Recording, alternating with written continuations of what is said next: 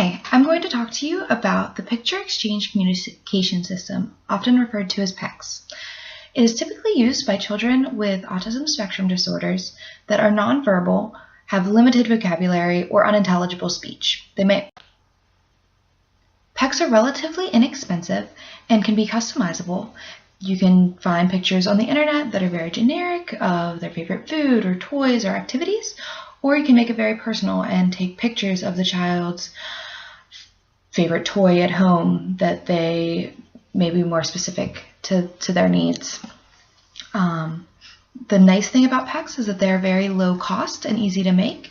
Parents can make them, professionals can make them, and you can draw them or you can just print something off the internet. So it's very easy, inexpensive. Phase 1 of the PECS communication system is to get a child to request something in isolation. Before you do this, you want to conduct a preference assessment to find what highly desirable objects they may want. This may be a toy, it may be a video. I like to start with food if the child is motivated by food because it's easily consumed and goes away very quickly. So you can give them a small piece of candy and their motivation will still be high rather than playing with a toy for 5 minutes or watching a whole video. You want to be able to give it in small bits when teaching manding.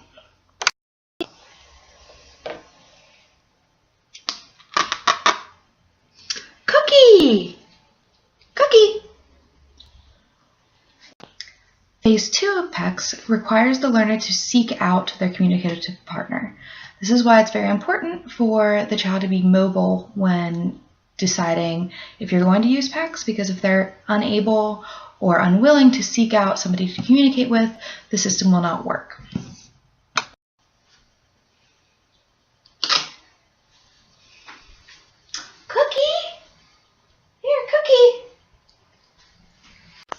Phase 3 of PECS requires the learner to select from an array.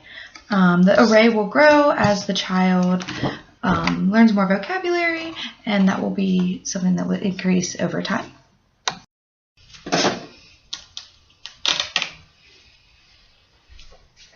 Cookie! Cookie!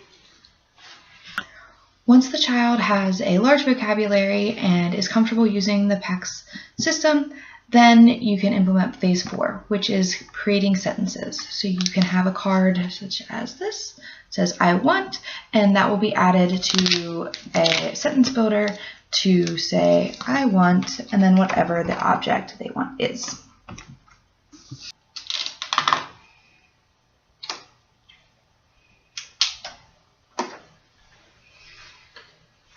I want cookie. Here's a cookie.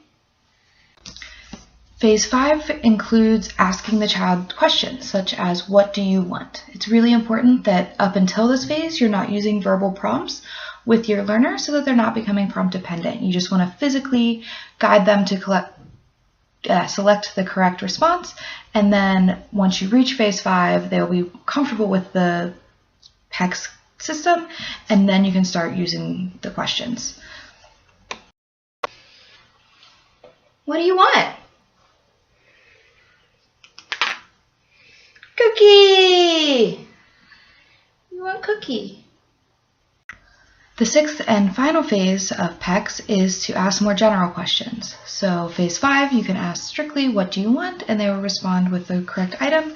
In phase 6, you can say, what do you see? Or what is this? And it'll be able to broaden their horizons to be able to tact items in addition to the manding that they've been learning up to this phase.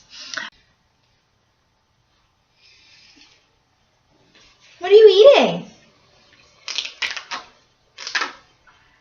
Cookie, you're eating cookie, that's right, here's some more.